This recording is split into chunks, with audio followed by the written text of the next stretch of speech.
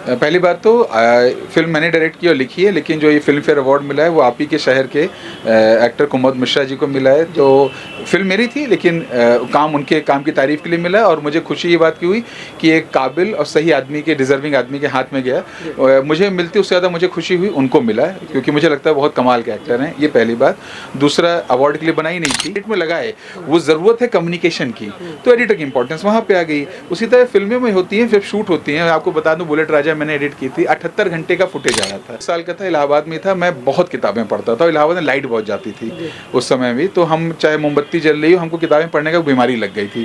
तो डॉक्टर दास उन्होंने बोला तुम किए क्या हो, प्लस पावर किसकी आती है 19 साल में। तो एडिटिंग से डेफिनेटली पावर चेंज हुई। एडिटिंग में दो चीज़ जाती है, कमर जाती है, और एक, क्योंकि हम लोग की आदतें करते करते ऐसे लोट जाते हैं, वो बहुत गलत है। तो हमेशा मैंने कोशिश किया सीधे, तो मेरी कमर बच गई, लेकिन आंखों की पावर जो है वो एडिटिंग से चेंज होती है, क्योंकि इतना। मध्य प्रदेश के विंध्य गौरवान्वित है अपने अतिथि का लेके और हो रहे एक महा महोत्सव का लेके। विंध्य के रीवा माँ चित्रांगन महोत्सव हो रहा है, और यह महोत्सव जो है विंध्य के पूरी कला, उत्सव, परंपरा, संस्कृत सबके परिचायक बन रहा है। हमारे साथ एक बेहद खास मेहमान राहुल श्रीवास्तव जी हैं, जे यह विंध्य के तासीर से ताल्लुकात रखा थे, कहे कि अपना के जन्मभूमि प्रयागराज है, और प्रयागराज तो हमारे पेन के रिश्तेदारी होती, चाहे कौनो वर्ग के हों, जाति के हों, सबके आधी रिश्तेदारी उत्तर प्रदेश हो, कहे कि बॉर्डर वाली बात है। तो हालांकि सर अपना से हम बघेलिन में बात करे के इच्छा है हमार, लेकिन जहाँ न समझ में ही अपना हमसे दोबारा कह दे तो हम ओका समझावे के प्रयास करब। तो विंध्य क्षेत्र के ये पहली बघेली न्यूज़ चैनल में हम कनिष्ठ तिवारी अपना पंचन का सभी जनन का प्रणाम करी थे। अब सीधी बात करी थे और कहा था ना कि सूरज का दिया ना दिखाऊँ, हम परिचय के अपना मोहताज नहीं आई, और हम दे के हमारे औकात नहीं है परिचय।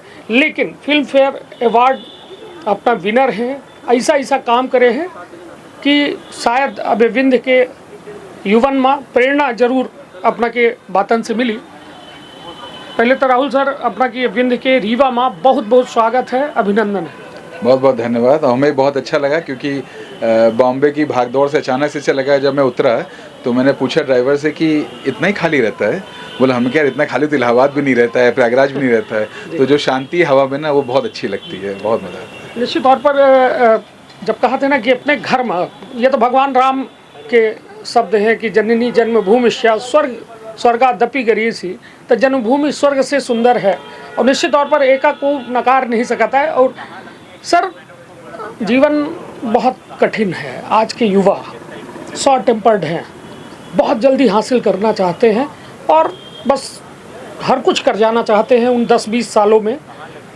तो उनके लिए क्या कहेंगे, और थोड़ी अपनी जर्नी से रिलेट कराएं हमारे दर्शकों।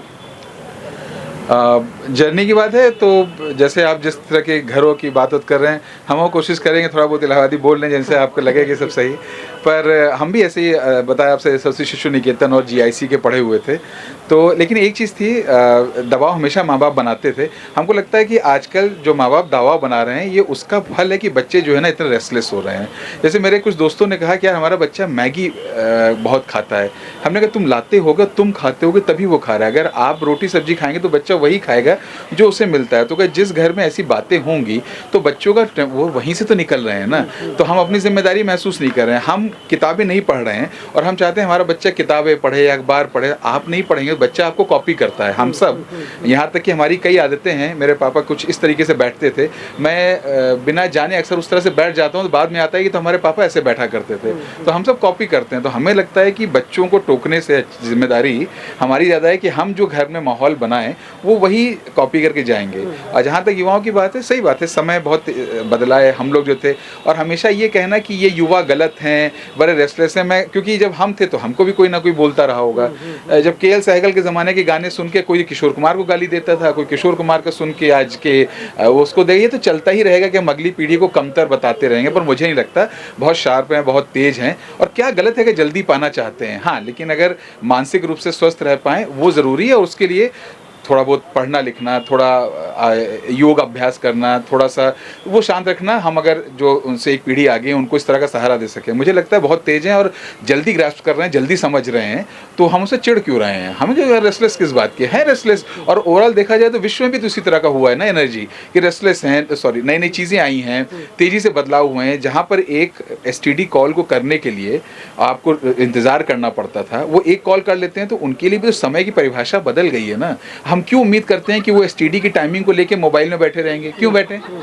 तो हम गलत अपेक्षा लगाएंगे तो गलत हमें मिलेगा। तो हमें लगता है कि ऐसा कुछ नहीं, वो बहुत अच्छा कर रहे हैं सब। बस ये है कि जहाँ तक गंभीरता और ठहराव की बात है, उसके लिए पीढ़ी से जुड़ाव, बड़े बुजुर्गों से बातचीत, वो अगर ब्रिज बना रहेगा तो अच्छा रहेगा। निश्चित तौर पर एक बड़ी बात आपके द्वारा कही जा रही है कि पीढ़ियाँ जब बदलती हैं, व्यवस्थाएं बदल जाती हैं, स्थितियाँ परिस्थितियाँ सब बदलती हैं, और उस बदलाव को समझ पाना एक परिवार के लिए भी ज़रूरी है और उस समाज के लिए, बच्चे के लिए, सबके लिए ज़रूरी है। मेरा इसी सवाल में एक कहने का मेरा तात्पर्य ये भी था कि जब हासिल करने के लिए कहते हैं ना कि सपने बहुत सारे देखो आप, बहुत सारे ऐसे पॉडकास्ट आते हैं, बहुत सारे ऐसे लेखक हैं जो किताबों में लिखते हैं कि सपने देखना मत बंद करो, आप बहुत सारे सपने देखो। लेकिन जब वो सपना टूटता है तो उसके साथ साथ वो युवा भी टूट जाता है जो आज हासिल करने की जल्दबाजी में बढ़ रहा है। तब मैं वो उसके दिमाग को क्या जवाब होना चाहिए, कैसे वो इस्टेब्लिश करे, क्योंकि वो तो अब नहीं मिल रहा उसे, जो वो सपना उसने सजोया था वो टूट चुका है। तो अब क्या करे? क्योंकि बहुत सारे आपने भी देखे होंगे कि 18 साल, 19 साल, 25 साल, 30 साल के बच्चे सुसाइड कर रहे हैं, मतलब ना हासिल होने के चक्कर में। मैं आपको बहुत वापस कह रहा हूँ कि जो बच्चे हैं ना, जो घर आके अपने माँ बाप से खुल के बात नहीं कर पाते हैं ना, वो बाहर कुछ ऐसे रास्ते अपनाते हैं। आप ऐसे परिवारों में जाइए जहाँ पे माँ बाप खुले तरीके से बात कर पा रहे हैं और बच्चे अपनी एंग्जाइटी शेयर कर पा रहे हैं, वो बता पा रहे हैं कि मुझे ये सही नहीं लगा। क्योंकि उनको डर क्या है कि अगर मैं ये बताऊंगा कि मैं नहीं अच्छा पढ़ पा रहा हूँ तो माँ गुस्सा हो जाएंगे। मैं आज भी कई लोगों से यहाँ बात किया, वो अपने पापा मम्मी के कहने पर वो पढ़ाई कर रहे हैं, अभी भी हैं, अभी भी इस 2026 में बोल रहे हैं ये लाइन। तो गलती कौन कर रहा है? कोई ज़रूरी है कि मैं अगर फिल्म में चला गया, बन गया, तो मेरा भाई भी बनेगा? एक घर में एक ही कोख से दो अलग पैदा हुए, दो अलग चीज़ हो सकते हैं ना। तुलना क्यों कर रहे हैं? एक आईएएस बन जाएगा और दूसरा हो सकता है कि सिर्फ एलडीसी बने, लोअर डिविजनल क्लर्क बने। समस्या क्या है? प्रॉब्लम क्या है? उसको जीने तो दीजिए। लेकिन क्रिएट वो कर रहे हैं। कोई एक चीज़ बताइए, कोई बच्चा बचपन से होके कॉम्पीट करता है कि मैं इतना ज़्यादा खा लूँ, अपने भाई से ज़्यादा खा लूँ? नहीं, उसको तो पता ही नहीं रहता है। तो फीड तो हम देते हैं, और जब वो उसके बाद बात करने को तैयार नहीं है, तो जब नहीं तैयार, क्यों ये लड़के सड़क पर जाके बाहर 14 साल की उम्र में प्यार ढूंढ रहे हैं? आपको बताएं, मेरी भी बेटी है, मैं देखता हूँ कि वो जो है हर एक बात आके मुझसे और बता पाती है। उसको बाहर सहारा नहीं ढूंढना है, उसको नहीं चाहिए कोई बाहर बात करने वाला, इसलिए को ज़रूरत नहीं पड़ती है। और हमने कोशिश की, ऐसा नहीं कि हम 100% सक्सेसफुल हो गए हैं, लेकिन अगर आप ये ब्रिज नहीं बनाएंगे इस पीढ़ी के साथ, तो वो कुछ भी कदम उठाएगी, जिम्मेदारी आपकी होगी। आप पीढ़ी को दोष मत दीजिए। आप उतना कम कर रहे हैं क्या उनके साथ बैठ रहे हैं? आप कितने भी व्यस्त हैं, मत पैदा करिए, और किया तो समय दीजिए, और समय जब देंगे आपको एहसास होगा। बचा सकते थे। वो जो 7 साल की लड़की कहीं से कूद गई, उसने बता रही थी ना घर में कि मम्मी मुझे परेशान कर, जयपुर कहीं की थी, तो आप बैठते उसके साथ, स्कूल जाते, क्या हुआ, 3 दिन नहीं जाते ऑफिस, अब बच्ची चली गई, जाइए ऑफिस। आप बोलोगे बड़े आप गलत बात बोल रहे हैं, पर हमें देना पड़ेगा ना, क्योंकि समय बदला है। हम कहें हम तो ऐसा नहीं थे, हम ऐसे नहीं थे उसका क्या मतलब मेरा बच्चा वैसा नहीं होगा? हम तो यार 10 किलोमीटर रोज साइकिल चला के जीआईसी जाते थे, आज के बच्चे नहीं जाएंगे, तो आप क्या करेंगे? उनको मारेंगे, चिल्लाएंगे? नहीं, वो नहीं जाएंगे, तो उनके लिए दूसरा रास्ता, उनसे बात करें। ऐसा करते हैं तो यहाँ से यहाँ टेम्पो से चले जाओ, वहाँ से तुम्हें कर लेना इंतजाम, थोड़ा सा कर लो, रास्ता निकालना पड़ेगा। हमें लगता है बातचीत है जो बंद हो चुकी है परिवारों में, क्योंकि हम खुद मोबाइल में घुस चुके हैं। उनको क्या बोलें? हम खुद टीवी में बैठ रहे हैं, रास्ते में चलते रहते हैं, वेब सीरीज़ देख रहे हैं, घर पहुंचते मोबाइल देख रहे हैं। तो वो बच्चों से क्या उम्मीद? जब बच्चों का रिश्ता कट जाता है, नहीं कोई मिलता है, तो ड्रास्टिक स्टेप तो लेंगे ही बाहर। जो हमें लगता है जिम्मेदारी इस पीढ़ी की है। अब आप उस 13-14 साल की बच्ची को नहीं बोल सकते हैं कि तुम 45 साल के आदमी की तरह सोचो, तो वे जीवन जीने का मतलब क्या हुआ? अनुभव हमने पाया है, उन्होंने थोड़ी पाया है। निश्चित तौर पर कहा था ना कि एक बड़ी खूबसूरत लाइन ही कि जब मतलब किसी को घर से निकलते ही मिल गई मंजिल, और मैं सारी उम्र सफ़र में ही रहा। तो निश्चित तौर पर इस सफ़र की जब आपसे मेरी बात हो रही है तो फिल्म फेयर अवार्ड, क्योंकि एक ये बड़ा प्रतिष्ठित अवार्ड है जिससे एक पैमाना तय होता है कि नहीं, सामने वाले ने मेहनत तो की है यार। क्योंकि 150 अरब मतलब करोड़ की आबादी है देश की, और उसमें कुछ चुनिंदा लोगों को ये हासिल होता है, मिलता है। तो वो मिलने के बाद आपके जीवन में क्या बदलाव आए, कैसा महसूस हुआ, क्या वो ठहराव हुआ या फिर सफ़र जारी है? पहली बात तो फिल्म मैंने डायरेक्ट की और लिखी है, लेकिन जो ये फिल्म फेयर अवार्ड मिला है वो आप ही के शहर के एक्टर कुमुद मिश्रा जी को मिला है। तो फिल्म मेरी थी, लेकिन काम उनके काम की तारीफ के लिए मिला है, और मुझे खुशी ये बात की हुई कि एक काबिल और सही आदमी के, डिजर्विंग आदमी के हाथ में गया। मुझे मिलती उससे ज़्यादा मुझे खुशी हुई उनको मिला है, क्योंकि मुझे लगता है बहुत कमाल के एक्टर हैं, ये पहली बात। दूसरा, अवार्ड के लिए बनाई नहीं थी, मिल गया तो बोनस, नहीं मिलता तो भी ऐसे ही चलते रहते, और मिलने से ऐसा कुछ बदलता नहीं किसी के जीवन में भी। अगर कहने की बात में बोले हाँ बहुत कुछ हो गया, ऐसा कुछ नहीं है वो, क्योंकि वो कहानी ख़त्म हुई, अगली कहानी की तलाश में फिर वही टेंशन शुरू हो गई कि अब क्या करेंगे। क्यों? क्योंकि आपसे सब लोग उम्मीद तो अब करेंगे ना। जैसे मैंने एक हिंदी की किताब लिखी, पुई, राजकमल प्रकाशन, उसका दूसरा संस्करण 3 महीने में आ गया। अब डर ये लग रहा है कि अगली ऐसे ना जाए, हल्की ना चली जाए। तो जितना आपको अवार्ड मिलता जाता है ना, वो डर और बैठता जाता है कि भाई अब मैं उतना अच्छा काम वापस कर पाऊंगा कि नहीं, और नहीं होता है तो जो आप युवाओं के लिए कह रहे हैं, हम भी उसके शिकार होते हैं, तनाव के और डिप्रेशन के, कि उतना अच्छा नहीं हुआ। तो अवार्ड का जो मानक है वो मिल जाए, अच्छा है, नहीं मिला काम तो ऐसे भी कर रहे हो, करते रहेंगे। चलिए, निश्चित तौर पर सबसे बड़ी बात यह है कि यदि कोनो अवार्ड मिला थे, कोनो जिम्मेदारी मिला थी, तो वह अवार्ड और जिम्मेदार बनाबत थी, और ज़्यादा मतलब काम करे के रफ्तार जो है पैदा करे थी, भूख पैदा करे थी कि और बेहतर कैसा किन जाए सकता है। लेकिन वह भूख में यह बात के अवश्य ध्यान दे के पड़त है कि कहाँ वह भूख के चलते कुछ और गलत ना हो जाए, गलत कदम न उठ जाए। और सबके साथ पैसा की समस्या है, रुपया की समस्या है, परिवार है, सबको देखना है। हम तो सबसे कहते हैं कि आप ये सोचिए, बहुत अच्छा एग्जाम्पल देता हूँ कि जब हम अपने चाची, दादी, मामी के पैर छूते हैं, उनके मुंह से निकलता है खुश रहो या खुश रहो। उनके मुंह से ये कभी नहीं निकलता है मर्सिडीज रहो, BMW रहो, 3 BHK रहो, 10 एकड़ का खेत रहो, नहीं निकलता है। वो यही तो बोलती हैं, आप उस दुआ को नहीं समझते हैं। तो हमको खुशी का रास्ता ढूंढना है। हम किस्मत वाले हैं कि मेरे दोनों आंखें काम कर रही हैं, हाथ पैर सब काम कर रहे हैं, तो मैं दुख किस बात का कर रहा हूँ। हाँ, परेशानी सबकी लाइफ में, हमारी भी है, लेकिन क्या खुश हैं। तो मैं काम करके खुश बहुत रहता हूँ, मेरी एनर्जी मुझे चेहरे पे भी दिखती है, मुझे लगता है बहुत मज़े कर रहा हूँ, क्योंकि मन का काम कर पा रहा हूँ। ये निश्चित है कि मेरे जो दोस्त इंजीनियर बन गए थे, MBA करके, वो बहुत पैसा कमा चुके होंगे, लेकिन कहीं ना कहीं जो मुझे क्रिएट करने की खुशी है कि मैं आज एक किताब छोड़ के जाऊँगा, मैं कल को नहीं रहूँगा, मेरी किताब की बातें होंगी, वो मेरी खुशी है। तो सबकी खुशी खुशी अलग है, पर खुश रहना जो है ना, वो मुझे लगता है बॉटम लाइन है। अगर आप खुश हैं और उसको किसी से तुलना नहीं कर रहे हैं कि उसके पास इतना आ गया है, मेरी खुशी है, मेरी फिल्में, मेरी किताबें, मेरी कहानियाँ, जो मैं कर पा रहा हूँ वो है। हो सकता है कभी किसी और जन्म होगा या किसी और को उसमें मिलेगा, कुछ बहुत बड़ा मिलेगा, लेकिन जो है वो अच्छा ही है, बुरा अभी तक कुछ नहीं लगता है।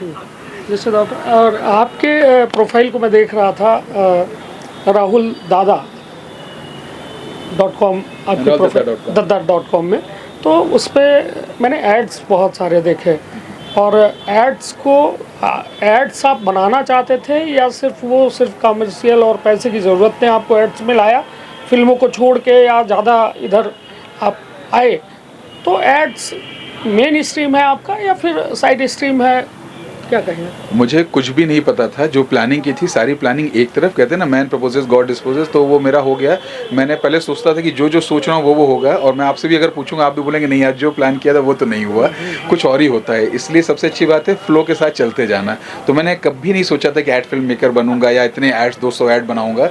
मैंने ये भी नहीं सोचा था कि मैं किताब लिखूंगा, पर आपसे सच बताऊं कि कुछ ऐसा होता गया कि वो अपने आप हो गया है। ये निश्चित है कि ऐड करने से जल्दी और अधिक पैसा आता है, जिससे हम बाकी चीज़ों पे अपना ध्यान कर सकें, क्योंकि हमारी लोगों की कोई नौकरी नहीं है। हम लोग दिहाड़ी मजदूर बोलें या फ्रीलांसर बोलें, तो हम लोग रोज़ काम करते हैं और उस काम का हमें पर डे के हिसाब से पैसा मिलता है। चाहे इस क्षेत्र में 90% लोग यही ऐसे ही करते हैं, चाहे वो डायरेक्टर हों या कैमरामैन, एडिटर हों। तो जब काम, कहीं भी काम से अगर पैसा आ जाता है तो आप टिके रहने का आपको वो रहता है विश्वास, और अगला काम पाने तक में जो आपके सफ़र में जो पैसे की ज़रूरत होती है पूरी होती है। तो इसी उसमें ये विज्ञापन फिल्में आई। मुझे नहीं पता था मैं कर पाऊंगा, पर किया और हो गई। और इसमें मेरा कोई भी ऐसा नहीं कि मैं बहुत सोच के गया था और ये करूंगा, ऐसा नहीं था, वो हो गई। और मैं अब जब पलट के देखता हूँ तो मुझे लगता है कि ये शायद लिखा रहा होगा, विधान था, ऐसा हुआ। जबकि ऐसा नहीं कि मैं कह रहा हूँ सब कुछ मैंने किस्मत उसके सहारे छोड़ दिया। कोशिश सब जगह करता रहा कि कैसे बॉम्बे में, क्योंकि बॉम्बे में आधे से ज़्यादा लोगों की आप इज्जत इसलिए करेंगे कि इतने हॉस्टाइल इन्वायरमेंट में टिक गए।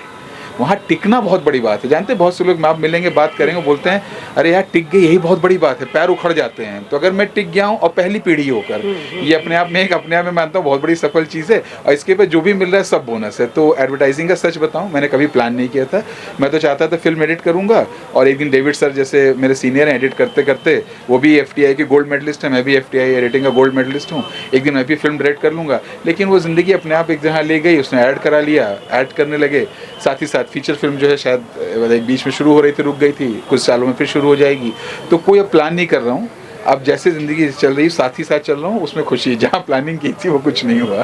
चलिए, तो निश्चित तौर पर ये देखिए, ये सफलता की कहानी नहीं, एक सफ़र की बात हो रही है। और यह सफ़र कोनो साधारण सफ़र न हो। जब जिंदगी में दर्द हो, परीक्षा हो, सवाल हो, ओके बाद चेहरा में हंसी हो, और अनवरत वह खुश रहो वाला आशीर्वाद काम करत रहे, तो निश्चित तौर पर जैसा सर कह रहे हैं कि वह जीवंत है, वह जीवन है। बाकी तब फिर मौत और इंसान में सिर्फ सांसों का अंतर है, मुझे जो लगता है। नहीं, हमें भी सबको लगता है। जब कोई बगल का दोस्त कोरोना में चला गया तो मैं सबसे बोलता हूँ कोरोना के बाद जो ज़िंदगी मिली है बोनस है, और रोना मत किसी चीज़ के। और जिससे इससे लड़े उससे दोस्ती कर लो यार, क्योंकि हमारे साथ GIC के दोस्त थे, कई चले गए, उस दिन लगा यार उससे लड़ाई किए थे बहुत, मैं उसको मन करता मिलेगा कूटेंगे मारेंगे, लेकिन जब मर गया तो लगा यार अब तो, इसलिए उसके बाद से मैंने ये किया है जिससे से लड़ाई किया था या हुई थी उसको एक बार फ़ोन मैसेज कर दिया, वो जवाब ना दे उसकी भाई, हमने अपने उससे धो लिया कि हमने कोशिश की, क्योंकि हमको लगा कि आप जो मिला है, हम कोरोना में नहीं मरे तभी आज खड़े हैं, कितने मर गए पता भी नहीं चला। वो मैं उसमें नहीं जा रहा हूँ कैसे क्या इंतजाम क्या गलती मौत थी हो गई, वो तो छोड़िए। दोस्त हैं चले जा रहे हैं, सड़क पे खड़े थे किनारे, एक कार अचानक उछली, आप तो रोज ही रील देखते हैं, वो थोड़ी सड़क के बीच में खड़े थे, कार किनारे रौंद की चली गई, मर गए। तो समय लगता है जितने दिन मिल रहे हैं जो आशीर्वाद है खुश रहो ना, वो बरकरार रहे, कैसे भी रहो खुश रहो, वरना ही पता नहीं होगा। सही बात है, हम यहाँ से चले बॉम्बे पहुँचेंगे नहीं, हमें थोड़ी पता है, लेकिन जब तक है तब तक खुश है, हंस रहे हैं, क्या करेंगे। चलिए, बिल्कुल बड़ी बात है। और आज एक मैंने आपका भी संवाद सत्र में मैं आपको सुन रहा था, बच्चों के अंदर जैसे पत्रकारिता की बात हो या आपकी फिल्म की बात हो, बच्चों के अंदर एक जो कैरियर बिल्डिंग की बात जब आती है तो वो पत्रकारिता में अंजना ओम कश्यप को देखते हैं, सुधीर चौधरी को देखते हैं, और फिल्मों में शाहरुख खान को देखते हैं, करीना कपूर को देखते हैं। लेकिन वहीं पे जो एडिटिंग है, मतलब यदि आप ना दिखाओ तो वो नहीं दिखेंगे पर्दे में। एडिटिंग में प्रोफेशन या प्रोफेशनल्स होना कितनी बड़ी अचीवमेंट होती है और कितनी बड़ी ज़रूरत है फिल्म इंडस्ट्री, या कहें कि ये न्यूज़ इंडस्ट्री हो गई, एडिटिंग कितना बड़ा प्रोफेशन है। देखिए फिल्म मेकिंग हो या आपका अगर सिर्फ मैं उसके करूँ प्रिंट मीडिया की बात करूँ, वहाँ भी एक एडिटर होता है, उसको समझ होती है कि मेरा जो पाठक वर्ग है कैसा है और इस कहानी में कितना जाना है। हो सकता है आपने बड़ी अच्छी एक पत्रकारिता की हो, लेकिन समय के हिसाब से, राजनीति के उसके हिसाब से वो सही चीज़ ना हो जाने के लिए तो एक संपादक होता है, वो भी उतना ही इंपॉर्टेंट जितना कि रिपोर्ट करने वाला पत्रकार। उसी तरह फिल्म में विधाएं हैं, एक कैमरामैन उतना ही इंपॉर्टेंट है जितना एडिटर है। आज आपने सब अच्छा कर लिया और साउंड वाले को नहीं लिया, मान लीजिए माइक काम नहीं करे, आप घर जाके एक भी फुटेज यूज़ नहीं कर पाएंगे, आप बोलेंगे आवाज़ें नहीं फेंक दो, तो ये उतना इंपॉर्टेंट साउंड भी हो गया। तो हर का अपना अपना रोल है। तो अगर ये बोले ना कि एडिटर जो है वो बहुत कमाल होता है, नहीं, चूंकि डायरेक्टर ने कुछ लिखा, चूंकि कैमरामैन ने एक तरीके से शूट किया, अब एडिटर का काम है उसको जो ज़रूरी चीज़ें हैं, जैसे मान लीजिए आप इस इंटरव्यू के बीच में माने आपने फिल्म फेयर की बात की और उनका कुमुद जी का फोटो डालना चाहते हैं, वो तो दर्शकों को ये दिखाने के लिए कि ये वही कुमुद जी रीमा वाले, हो सकता है वो बीच में एडिट में लगाए, वो ज़रूरत है कम्युनिकेशन की, तो एडिटर की इंपॉर्टेंस वहाँ पे आ गई। उसी तरह फिल्में में होती हैं, जब शूट होती हैं, आपको बता दूं बुलेट राजा मैंने एडिट की थी, 78 घंटे का फुटेज आया था और 2 घंटे की फिल्म आई बाहर। तो 78 घंटे जो आया इसलिए क्योंकि बहुत कुछ सोचा गया, शूट किया गया, लेकिन जब एडिट टेबल पे बैठे तो हमें लगा कि ये इतना काम का नहीं है। बहुत बहसें हुई, डिस्कशन हुए घंटों, 4-6-8 महीना एडिट चला, तब जाके 2 घंटे की निकली। वो क्यों 2 घंटे की, 3 घंटे की क्यों नहीं? क्योंकि लगा कि इस तरह की फिल्में और इस तरह के वर्ग के लिए 2 घंटा करेक्ट है। हो सकता है कि वो अगर धुरंधर जैसा सब्जेक्ट होता तो वो 3-3.5 घंटे की बात 2 खंडों में बनती। हर एक फिल्म का वो है, तो एडिटर ने वहाँ भी काम किया है। धुरंधर का एडिटर कोई मूर्ख नहीं है, लेकिन वहाँ पे उस तरह से योजना बनाई ही गई थी कि हम इतनी लंबी फिल्म को रखेंगे। ये हो सकता है कि फिल्म बनने के जब होने के बाद, एडिट होने के बाद धुरंधर में लगता है कि नहीं यार ये 2 घंटे में ख़त्म करो, बोर हो रहे हैं, तो वो 2 घंटे की जाती। ऐसा वो कतई वो नहीं है कि हम दर्शकों की रुचि का ध्यान नहीं रखते, हम खुद दर्शक की तरह देख के देखते हैं कि क्या ये फिल्म उतना रुचिकर बनी है इन 2 घंटों के लिए। और अगर बुलेट राजा की ज़रूरत पड़ती है कि लगता है बहुत मज़ा आता, हो सकता है 3 घंटे की भी बनती, लेकिन ये सारी चीज़ें डिस्कशन होती हैं, उसमें मार्केटिंग भी होती है कि हम जहाँ रिलीज़ कर रहे हैं क्या वहाँ का दर्शक बस 3 घंटे बैठने को तैयार है, अगर है तो ठीक है, क्यों नहीं करेंगे। तो एडिटर जितना इंपॉर्टेंट है एक फिल्म मेकिंग उसमें सारे कैरियर के रूप में जैसे आज के बच्चे देखें कि मुझे एक बेहतर एडिटर बनना है, क्योंकि आज सोशल मीडिया का दौर है, इंटरनेट, OTT और तमाम बहुत सारे ऐसे प्लेटफॉर्म है कि एक बड़ा मौका है, तो उनके लिए सही पाथ क्या होगा एक बेहतर एडिटर बनने के लिए, आप क्या बताइए? मुझे लगता है कि एडिटर बनना हो या डायरेक्टर बनना हो, मैं कहता हूँ सबसे पहली बात तो जिस क्षेत्र में जा रहे हैं उसके लिए पढ़ना पड़ेगा।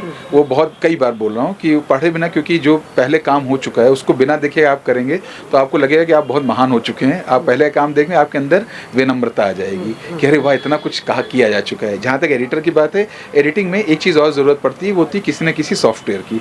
जिस टेक्निकल नॉलेज को आप फ्री में दा विंची जैसे सॉफ्टवेयर डाउनलोड करके वीडियो ट्यूटोरियल पढ़ के सीख सकते हैं, लेकिन जो एडिटिंग का सेंस होता है वो फिल्में देखने, किताब पढ़ने से ही आएगा। आप न्यूज़ के एडिटर बनना चाहते हैं तो आप BBC की डॉक्यूमेंट्रीज़ हैं, बहुत सी नेटफ्लिक्स की डॉक्यूमेंट्रीज़ हैं, कमाल की, उसको देख के आप ज्ञान प्राप्त कर सकते हैं। क्योंकि सॉफ्टवेयर सीखना आज के युवा के लिए 10 दिन के ऊपर का काम नहीं है, ये मैं आपको लिख के दे सकता हूँ। इतने तेज़ हैं कि आप वीडियो देखते हैं और कर लेंगे और टूल्स यूज़ कर लेंगे, लेकिन जब एडिटिंग सेंस की बात आएगी, जैसे कि जब आपको ये पता चला, कोई आपसे बोले कि तेल गर्म हो जाए जीरा डाल देना, तेल कितना गर्म हो जाए ये कोई थर्मामीटर लेके आज तक नहीं नापा है। हम लोग ऐसे करते हैं, जीरा डाल देते हैं, जीरा कितना भुनेगा ये सब अनुभव से आएगा, क्योंकि आपने अपनी मम्मी या दादी को खाना बनाते देखा।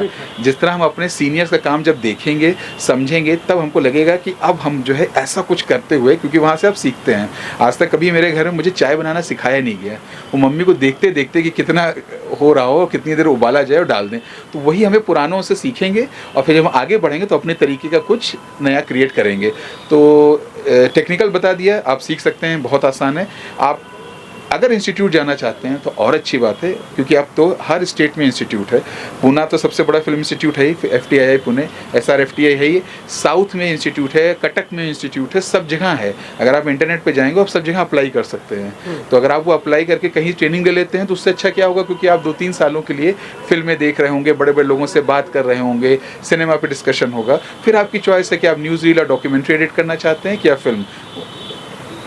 बिल्कुल। और सर ये पैसों को लेकर कि मतलब एक अच्छा है कि उतने पैसे मिल जाते हैं कि एक परिवार और तमाम चीज़ें, क्योंकि संघर्ष तो होता है हर फील्ड में, जैसे आप कह ही रहे हैं कि इतनी बड़ी आबादी है और इस आबादी को सबको चाहिए कि हम बेहतर बने, लेकिन पहले सर्वाइवल होना, तो सर्वाइवल के लिए ये बेस्ट रहेगा। नहीं, सर्वाइवल के लिए तो कोई भी चीज़ बेस्ट नहीं है, क्योंकि हो सकता है किसी आदमी ने एक, याद है आपको, ओला उबर एक समय बहुत कमा रहा था, फिर नहीं हुआ। तो अगर ऐसे आप प्रोफेशन चेंज करते रहेंगे तो कभी नहीं हो पाएगा। जो दिल का काम है, क्योंकि क्या होता है, आप मेरे बहुत से दोस्तों से मिलेंगे, आपके भी होंगे, आप पत्रकारिता में शायद आप इसको पसंद करते थे इसीलिए हैं, आपके बहुत से दोस्त होंगे वो बहुत बड़ी कंपनी होंगे, लेकिन यही बोलते होंगे यार तुम्हारा काम बहुत अच्छा है यार, रोज नए लोगों से मिलते हो, शायद ऐसा बोला होगा, मेरे दोस्तों ने बोला है। 40 साल के बाद लगता है यार ये क्यों कर रहा हूँ, किसके लिए नौकरी क्यों बजा रहा हूँ, ऐसा बहुत से मेरे दोस्तों ने बोला। मुझसे बोलते हैं यार तुम तो कभी रीवा हो, कभी यहाँ हो, भोपाल में लेट फेस्ट में हो, लोग तुमसे बात कर रहे हैं, किताबें, तुम्हारी ज़िंदगी बड़ी अच्छी है।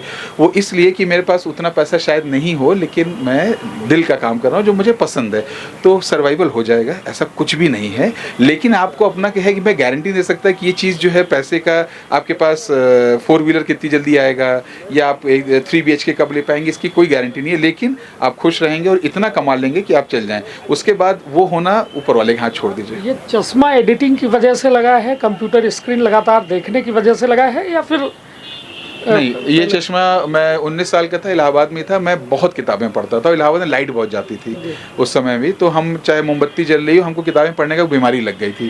तो डॉक्टर दास उन्होंने बोला तुम किए क्या हो, प्लस पावर किसकी आती है 19 साल में। तो एडिटिंग से डेफिनेटली पावर चेंज हुई। एडिटिंग में 2 चीज़ जाती है, कमर जाती है और एक, क्योंकि हम लोग की आदतें करते कैसे ऐसे लोट जाते हैं, वो बहुत गलत है। तो हमेशा मैंने कोशिश किया सीधे हटो, मेरी कमर बच गई, लेकिन आंखों की पावर जो है वो एडिटिंग से चेंज होती है, क्योंकि इतना कुछ देखना होता है घंटों, तो उसका असर थोड़ा बहुत तो पड़ता है, पर ऐसा नहीं है कि बहुत बुरा, पर थोड़ा असर तो पड़ेगा। वो प्रोफेशनल हजार्ड है, मतलब जिसे आप कहेंगे कि आप काम करते हैं उसके अपने, हर एक काम के अपने रिस्क होते हैं, उसका इतना रिस्क है। निश्चित तौर पर राहुल श्रीवास्तव जी इतने सहज और सरल व्यक्ति, मतलब यह हम कोनो मुंह देख कर आपकी बात नहीं कर रहे हैं या आपसे संवाद कर, आपको संवाद में भी सुन रहा था कि आप ऐसी बातें बोल रहे थे कि लग रहा था कि मतलब अरे यार ये तो आदमी अपने जैसा लग रहा है। इतनी सरलता और सहजता इतना हासिल होने के बाद बनी रहे, इसके लिए कुछ अलग करते हैं या फिर बस गॉड गिफ्टेड है या परिवार से हासिल हुआ? नहीं, गॉड गिफ्टेड तो अगर बोला है तो हर ही चीज़ है। हमारी सांस भी अगर देखा जाए गॉड गिफ्टेड, हमारा यहाँ ना भी है, प्लेन यहाँ लैंड कर गया छोटा वाला रीवा में, ये भी गॉड गिफ्ट ही होगा। लेकिन मुझे लगता है ज़िंदगी के जब जूते पड़ते हैं ना तो आदमी सीखता जाता है, और अगर वो सीखने को ब्लॉक करेगा ना, और लोगों पढ़ना और लोगों से सीखना तो नहीं रह पाएगा। सहज होना कोई वो नहीं है, वो होना ही पड़ेगा, वरना आप जी नहीं पाओगे। अगर आप नहीं होगे तो नहीं जी पाओगे। आप कितने दिन कुछ और बनने की कोशिश करोगे। तो ये मैं हूँ मूलतः। मैं कभी कभी सोचता हूँ कि थोड़ा सा एटीट्यूड रखूँ, थोड़ा, फिर मूलतः अंदर से वो नेचर चला ही आता है निकल के। तो ऐसा कुछ नहीं। और मुझे लगता है ये बेल्ट है, ये हर का बेल्ट होता है। अगर कोई थोड़ा सा एरोगेंट है तो मुझे तकलीफ इसलिए नहीं है क्योंकि वो बन नहीं रहा है, वो ऐसा है। तो मैं उसको, अगर मैं चाहूँ कि सब मेरी तरह हो जाए तो ज़िंदगी बोरिंग ना हो जाएगी, कि सब एक ही तरीके से बात करें, सब सहज रहें, सब सरल रहें। क्यों, ज़रूरत क्या है?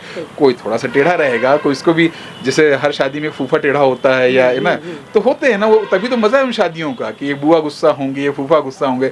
सब अगर अच्छे हो जाएं तो फिर कहानियाँ कहाँ बनेगी? तो कोई थोड़ा टेढ़ा होगा, कोई सहज होगा, कॉन्फ्लिक्ट होंगे, कहानियाँ वहीं से निकलती हैं समाज में। सब एक तरह के हो ही नहीं सकते। मतलब एक आखिरी और युवाओं के मन का सवाल मैं पूछ रहा हूँ, एडिटिंग से जुड़ा है, क्योंकि आप उसके बहुत दौर को देख चुके हैं। आप 16 साल का बच्चा धुरंधर को एडिट कर देता है। अभी KGF को भी ऐसे ही बताया गया। ये प्रमोशनल स्टंट है या फिर क्या माना जाए? मतलब इतना 16 साल का बच्चा जो है समझदार हो जाता है, इतनी उसके अंदर सेंस आ जाती है एडिटिंग। क्या आप कैसे देखते हैं आप इस बात को? पहली बात तो मुझे नहीं पता वो 16 साल का है कि नहीं, हो सकता होगा। अंडर 19 क्रिकेट टीम में बहुत से अंडर 19 में नहीं होते हैं। दूसरी बात, आप किस पारिवारिक परिवेश से आते हैं। वो यामी गौतम का भाई है, वो सिद्धार्थ का साला लगता है। तो क्या होता है ना कि अगर वो, मेरी बेटी कल को इस फिल्म के बारे में अगर आपसे बात करेगी तो उसको घर में घुट्टी में मिला है, उसकी तुलना आप किसी दूसरे 16 साल के लड़के से करेंगे तो अन्याय होगा। जो लड़का रीवा में बैठा हुआ है भाई, हम, ये गलत बात है ये। तो वो कोई तुलनात्मक अध्ययन है ही नहीं। और जहाँ तक पीढ़ी की बात है, मुझे लगता है यहाँ का भी लड़का कर सकता है, लेकिन आप उस तरह का एक्सपोजर दीजिए, आप उसको दीजिए दिन रात सिस्टम के लिए, और उस तरह का आदमी बगल में बैठाइए, वो भी कर लेगा। लड़के बहुत तेज हो गए हैं, ठीक है। हम लोग को अब, जैसे मैं बूढ़ा हो जाऊँगा, हो सकता है बहुत सी टेक्नोलॉजी ना कर पाऊँ। मेरे बहुत से दोस्त हैं, वो व्हाट्सएप पे कॉल रहता है तो मैसेज नहीं चेक कर पाते, कहते हैं पहले कॉल काटेंगे तब देखेंगे, नहीं कर पाते हैं। तो वो उसकी बात है। तो मुझे ऐसा नहीं लगता। हाँ, वो उस परिवार का हिस्सा था जहाँ उसको बचपन से वो चीज़ मिली। जैसे रणवीर कपूर बचपन से एक ऐसे परिवार में जिए जहाँ पे फिल्म बनाना एक वो है, क्या कहते हैं, परंपरा है। तो अगर वो खानदानी बिजनेस हो गया ना, अब हलवाई के लड़के से आप बोल रहे हैं तुमको कैसे पता कितना चीनी डालते हैं, तो वही बात हो गई ना। तो वो तो उसके पहले। लेकिन अब बाहर वाले लड़के को ला के अगर आप उससे तुलना करेंगे, गलत है। मेरे को लगता है यहाँ के लड़के को वो एक्सपोजर देंगे और जिसकी रुचि है वो कर लेगा। ऐसा कोई बहुत बड़ा चमत्कार नहीं है, ठीक है, बहुत बड़ा वो नहीं है। दूसरा, जब भी प्रोमो करते हैं उसमें मार्केटिंग टीम का बहुत बड़ा हाथ होता है। तो ऐसा नहीं कि हमने दे दिया, उन्होंने अप्रूव कर दिया। बहुत सर फोड़ा जाता है, बहुत बहसें होती हैं। हम जो मीडिया में सुनते हैं ना, वो बना ही इसीलिए है कि हम करें और ऐसी बातें करें। एक्चुअली सच बहुत ही साधारण होता है जिसको आप बोल रहे हैं। मैं सहजता से इसलिए बोलता हूँ क्योंकि मेरे शहर के लोग भ्रमित ना हों। ये जो बातें की जाती हैं, वो आया अचानक, उसने बोला, ऐसा हो गया, ऐसा कुछ नहीं होता है। सब उतना ही लड़ते हैं, उसी तरह से हम रोते हैं, झगड़ते हैं, फिल्मों में बात करते हैं। आप उसकी तुलना मुझसे अगर करेंगे, आप बोलेंगे रणवीर कपूर तो इतना अच्छा, भाई उसके फरहान अख्तर तो इतना अच्छा डायरेक्ट करता है, भाई उनके पिताजी, उनके दादाजी, सब लोग एक चले आए। तो उन्हें बचपन से बॉम्बे देखा, हम अभी बॉम्बे पहुँचे, पहले बॉम्बे समझा। तो मैं उनसे ये नहीं कह रहा हूँ कि मुझ पर दया करो, पर मैं कह रहा हूँ मेरा अपना स्पेस है। इसी तरह हर इंसान की एक अपना स्पेस है। उस स्पेस को कोई दूसरा आके बोले कि यार तो उसकी तरह करो, ये तुलना से ही मुझे तकलीफ है। बहुत बहुत धन्यवाद। और सर, आपने अपना अमूल्य समय आपन दिया। और विंध्य के ये धरती है, जो धरती अतिथि कहा थे ना, अतिथि देवो भव, हमरे वचन खातिर यह घर से सिखावागा। और जब तक आदमी ये दुनिया में है तब तक यह भाव लेके रहत है। तो सर, बहुत बहुत धन्यवाद। और निश्चित तौर पर शिक्षाप्रद हम तक आप सार्थक संवाद हम जो आज कह पाए अपना से, और वो अपना के जो काम के हुए बिल्कुल नहीं। हम तक आपके सागर से मोती चुनना इतना आसान है नहीं, लेकिन यदि आपने चुन लिया तो वो मोती आपके लिए कीमती ज़रूर है। तो बस सागर मैंने आपके सामने रख दिया है, चुनिए और खूब सीखिए। कोशिश हम हमेशा रहा थी कि आज का युवा बिल्कुल एक ताकतवर युवा बने, देश के जो मजबूत कंधा है, देश के भविष्य उन्हीं के हाथे में है। ता अपना बने रही बघेली न्यूज़ चैनल के साथ, ऐसे दिलचस्प मुलाकात संवाद अपना तक पहुँचावत रखब आपन अपने परिवार के बहुत ख्याल। धन्यवाद, प्रणाम। का अपना संतान के सुख से वंचित है, अब बहिने संपर्क करी विंध्य क्षेत्र के विख्यात पहिल टेस्ट ट्यूब बेबी सेंटर से। महिला से संबंधित कोनो गंभीर समस्या के खातिर संपर्क करी प्रतिदिन पुराना तीर्थ मेमोरियल अस्पताल कुटेही रीवा। संपर्क कर सके थे 8821000416 पर या 0766235245 पर। डॉक्टर बीना मिश्रा स्त्री रोग एवं बांझपन विशेषज्ञ से प्रथम IVF क्लिनिक, IVF मौच तकनीकी, लेजर हैचिंग के उपयोग,